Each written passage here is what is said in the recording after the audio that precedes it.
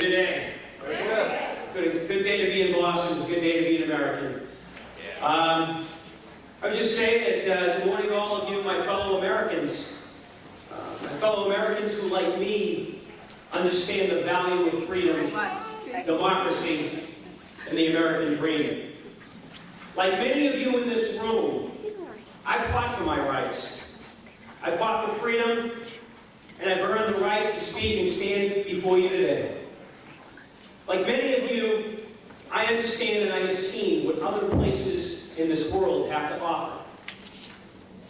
As a veteran of Operation Desert Storm, I've witnessed the brutality of dictatorships. I've personally looked into the eyes of the oppressed. I've looked into the eyes of those who have been tortured and those who have been stripped of their basic human rights. During Operation Desert Storm in 1991, my firefighting unit was stationed at a place called King Khalid Military City in Saudi Arabia. Our base was located approximately 25 miles from the Kuwaiti-Iraqi border. We were the most forward operating location during the war. Our life expectancy at the beginning of Operation Desert Storm during the air war was 2 minutes.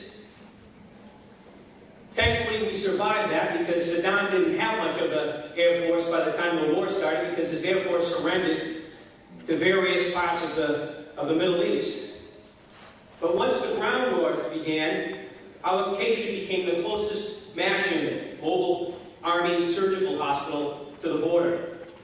During that time, we received many Iraqi enemy prisoners of war. I was blessed and have been given the opportunity and the experience of talking with many prisoners, people who were forced to the front line, forced to fight under the threat of execution, forced to the front under the threat that their families would be executed, prisoners who surrendered, who were thankful that they had escaped the regime of the brutal dictator Saddam Hussein. The kindness of American soldiers versus the brutality, torture, and potential death that met them at home was striking and compelling. Iraqi prisoners preferred being captured and surrendered willingly to Americans because they knew they were in better hands, and many understood the blanket of freedom that the United States of America had provided. Many Iraqis that surrendered knew the United States and had been educated in the United States and had relatives in the United States. Iraqis had been forced to the front lines under the orders of Saddam Hussein.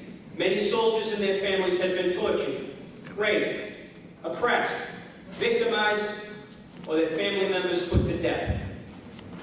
Through that experience, I know the hand of vicious dictators and the chains of oppression. I have stood and fought against oppression as a member of the armed services. I have stood against vicious dictator regimes as a veteran and a private citizen of the United States. Many of you in this room know exactly what I'm talking about. Many of you have seen and experienced the worst of what this world has to offer. Therefore, you know now, as American citizens, what exactly can be lost if we don't fight and protect our freedoms.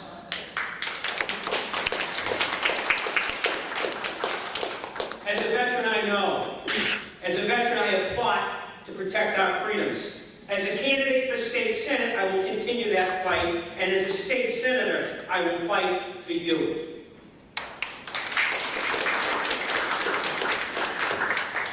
You know, we cannot allow the failed policies and principles of socialism and communism. We can't allow the policies of the weak-minded and uninformed that are found in other parts of the world. We cannot allow the desires of the inexperienced and naive to take root and prosper here in the United States of America.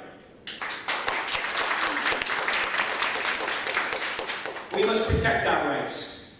We must reject and educate those who are tempted and seduced by the failed political ideologies that will ruin the foundation of human rights, the safety and the bedrock of freedom here in the United States. My friends, my fellow Americans, we have to work together. The United States of America is a beacon of hope for the world, the beacon of hope for freedom, and the land of opportunity. opportunity, and we must protect it. We welcome people of the world to come here. We invite hardworking people who seek freedom to become citizens and participate in the American dream. But we only invite you here if you come here legally and with good intentions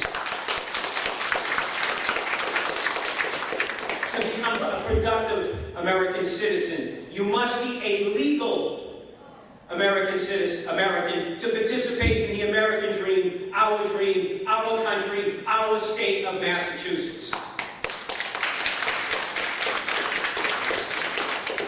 Whether Asian American, Irish American, Greek American, we're all Americans. What we have must be preserved. What we must fight and protect. When we're knocked down, voted out, shouted down, we must get up, dust ourselves off, and fight back even louder and stronger than we did before.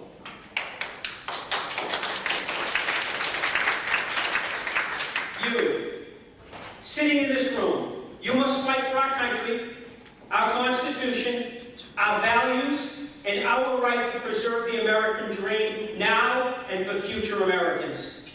We must fight for our state, our country, for those who we must fight against those who wish to make America less free. We must preserve our freedom. For those who wish to bind illegal immigrants with the shackles of dependence rather than the freedom of independence to prosper.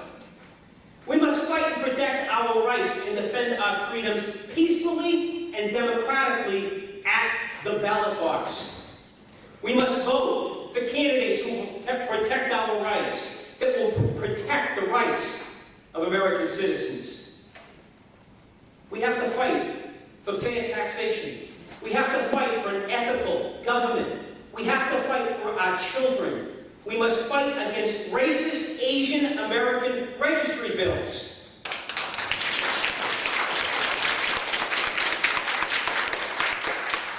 We must fight for our veterans who protected us, and we must fight for our citizens in need. You in this room need no education of what's at stake here. Many of you have come from a country that doesn't offer the same blanket of freedom that's here in America, so you know how special our country is. You know that what America cannot become. You need to fight with me, fight with my fellow Americans, fight together, and stand for freedom. I want to thank you for this opportunity. God bless you, and God bless the Commonwealth of Massachusetts.